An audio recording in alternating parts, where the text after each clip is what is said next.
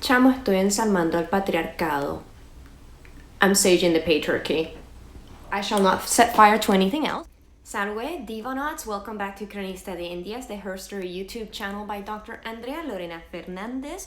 Please subscribe below and follow on Instagram. Check out the podcast I co-host with my friend Dr. Rebecca L. Saloach at Why Do We Read This on classics and pop culture. Links in the description. Thanks for supporting my research. In the last episode, which was 23, titled Soldaderas Part 1, A Women's Herstory of the Mexican Revolution in Popular Culture, we studied the military period with the Soldaderas, the organizational period with Nellie Campobello and Frida Kahlo, and lastly, the conservative period with Maria Felix and Dolores del Rio in the movie La Cucaracha, directed by Ismael Rodriguez in 1959.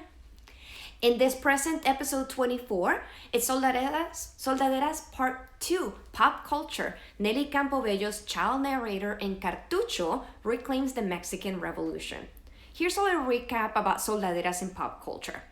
Then we're going to do Nellie Campobello, resume Cartucho, and give you some book recommendations.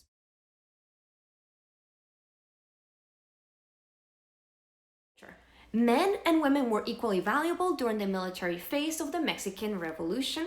These were composed by peasant armies from 1910 to 20 that became the modern military machine that is all composed by men. Traditionally, armies relied on women for cooking, healing, logistics, and supplying, and armies were a pattern of folk migration. The Federal Army conscripted women and children as volunteers. Lack of officer corps meant that women ranged from cooks to mercenaries to sharpshooters and officers. Women companies were multiracial, composed of all socioeconomic extractions, and tended to be conscripted or to join a relative in the war. War was everywhere. This led to the masculinization of the Mexican army after 1914, which gradually excludes women and eventually reduces their contributions to the war effort to things that the patriarchy can digest, something like the virgin or whore dichotomy. And that's all they could handle as of the 1920s, 30s, 40s, 50s, 60s, 70s, 80s, 90s, 20s. They still can't handle, like, multifaceted women. The Mexican mass media and its most acclaimed artists like Diego Rivera turned the Soldadera into something digestible for the patriarchy, as I said before, in the organizational period from 1920 to 1940. The same recipe they always try to sell us every time to cover up our complexity. The Soldadera becomes prostitute, self-abnegating patriot, or Amazon susceptible to romantic love, obscuring their contributions to the war effort. This is Lope de Vega. That's where Nellie Campobello disrupts the male narrative of the Mexican Revolution with her child narrator. She is the only narrator of the revolution who is female. The males tend to tell these stories of epic and long novels that are impossible to read. In her frame-tale narrative, Cartucho, which translates to cartridge, the narrative is told, as I said, from the little girl's point of view. The author desexualizes women's experience of the Mexican Revolution to reclaim the legitimacy. It's impossible to sexualize an 8-year-old. Well, not unless you have some kind of pathology. Well, presently we scream, why? Sex is good, Nellie. Why are you excluding it for the whole entire story? She uses it as a defense mechanism against the virgin or whore portrayal of the Soldaderas. A little bit about Nellie.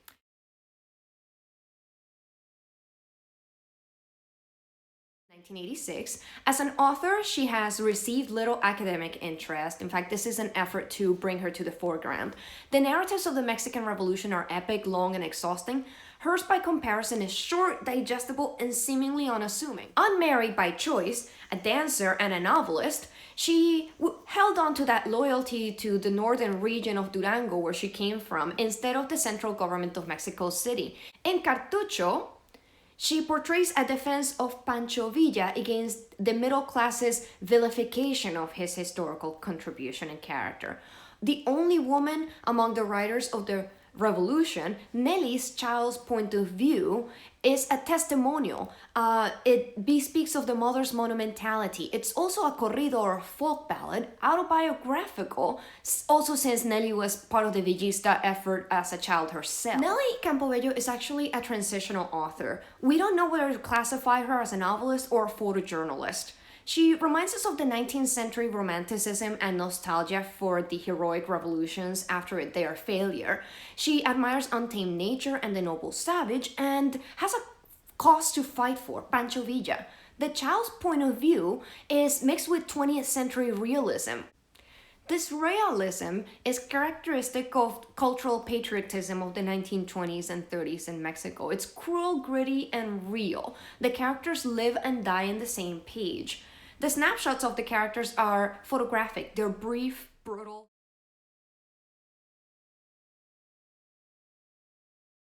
We are now going to read a section titled Nacha Ceniceros, and this one is from the much written section. Okay, so a large Villista encampment at Station X near Chihuahua. All was quiet and Nacha was crying. She was in love with a young colonel from Durango by the name of Gallardo.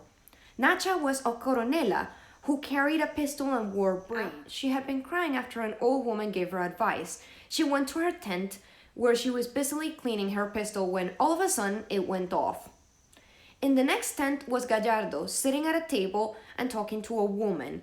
The bullet that escaped Nacha's gun struck Gallardo in the head and he fell dead. Gallardito has been killed, General. Shocked, Villa replied, "Execute the man who did it." "It was a woman, General. Execute her." Nacha Ceniceros. Execute her. She went for her lover, put her arms over her head with her black braids hanging down, and met the firing squad's volley. Wow, she died by firing squad.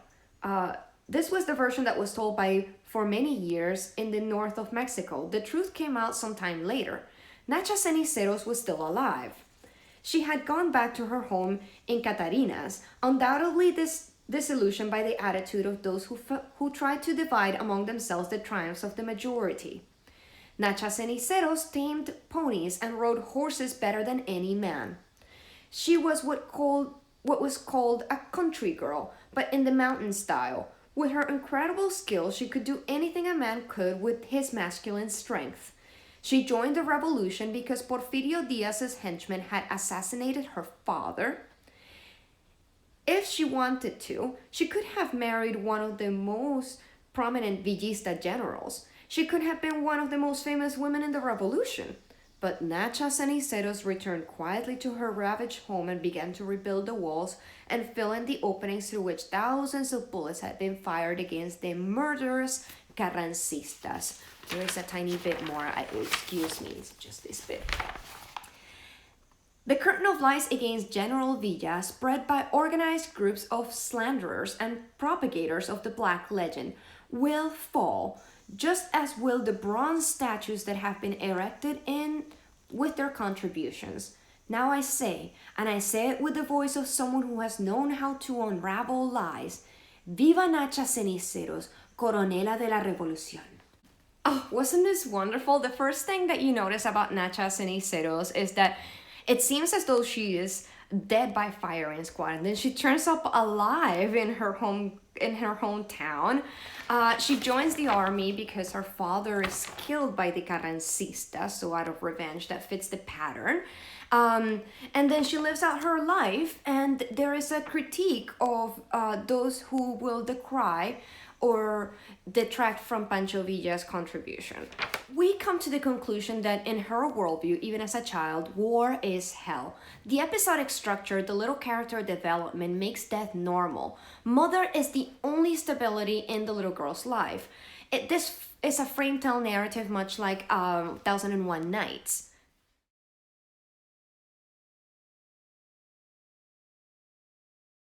I'll now indulge you in one more passage titled Grime, but I'm only reading 2 paragraphs out of this selection to make this short. Jose Diaz is the handsomest, most elegant and distinguished fellow I know. He promised to come over for coffee, said Papa's sister, Toña. Toña likes macuchi, tobacco, and isn't ashamed to be seen rolling her own cigarettes. This is a mark of the chica moderna. Mama's cigarettes are factory made. Mama likes coffee, and I think that's why I do too. Mama is prettier than Toña, I thought to myself, bringing to an end my profound and tiring meditations. Things that little girls think, right? Handsome Jose Diaz was talking. 3 times I said to myself, yes, I'm going to make him Pita Florida's belle. Pita Florida was my doll princess. I'll make her a blue dress and I'll put honest to goodness stars on it. The kind Don Luis and the Notions man sells. I spoke very softly, closing my eyes. Jose Diaz stopped by the house regularly. He wore a glittering sword and gold and silver buttons. Or so they seemed to in my child's eyes. When she heard the car go by, Tonya would peek through the foyer's door. My doll was the only girl who didn't hide to look at him. Sometimes he'd laugh when he passed by the house. Pita Florida didn't laugh. So we notice in this passage, Brooklyn is getting loud. I'm recording at night to avoid traffic and it still happens. So Nellie displaces the child's budding sexuality onto the doll. The child has internalized the Marianista sexuality where she's not allowed to admit that she likes this guy, Jose Diaz, and instead she projects it onto the doll to make it safe. Later on in the passage, we went on. When we got to Juarez Plaza in the area of Guanajuato, we saw some charred bodies under a kiosk. They were burned to a crisp and black, very black. One had his head between his knees. To our left, we saw a Valiant Barracks building pockmarked with bullets. He was lying face down, hair all rumpled and dirty, hands broad and brown, the nails black. A grayish sarape was folded over his shoulder. He was smothered with grime, and my heart cringed to see him. In this ugly alleyway, I said, I saw his face. I was shocked. Jose Diaz was the one with the red car, the belle of all the ladies in Segunda del Rayo, the one that Tonya cried over. No. He was never the belle of Pita Florida, my doll who broke her head when she fell off the window. She never laughed with him. Young, handsome Jose Diaz died devoured by grime. He got his bullet wounds so he wouldn't hate the sun. So the story begins with Jose Diaz being the handsomest guy that the little girl has ever seen, and she displaces it onto the doll, who is the only one that's allowed to look. But at the end of the story, the man dies, and they find it walking by Juarez Plaza, all covered in grime. Oh, this is disgusting. If this topic interests you, check out Sex in Revolution, Gender, Politics, and Power in Modern Mexico, edited by Jocelyn Oclot, Mary K. Vaughan, and Gabriela Cano from 2006. The Mexican Constitution of 1917 and Historiography of the Revolution marked the gendering of urban spaces, communications, transportation, and the mass media consumption aptly named Fordism. It is a mark of transnational womanhood from peasants to factory workers. After the revolution, these were cosmopolitan women, attacked the Victorian behavioral codes of the patriarchy and religious conservatives. They often participated in labor unions, child care organizations, and promoted divorce and religious tolerance. Latin America's populist governments of the 1920s greatly expanded citizenship to disenfranchised men, whereas women's notion of mestizaje erased the indigenous, static, rural woman static. As women gained public prominence, so did their erasure into the virgin or whore dichotomy in popular culture. Nellie Campobello writes as a response to this phenomenon, given that her own experiences as a child of war are just as historically valuable as men. In conclusion, this episode 24 of Latin American Divas, we studied the part 2 of Soldaderas, pop culture, and Nellie Campobello's child narrator in Cartucho, and how she reclaims the narrative of the Mexican Revolution. We did a recap of the Soldadera in pop culture, reviewed the author, I did a little bit narrative of 2 episodes from the story, and gave you some book recommendations. In the next episode, we're going to study Frida Kahlo's personal letters on friendship and teaching and vulnerability from 1932 to 1948.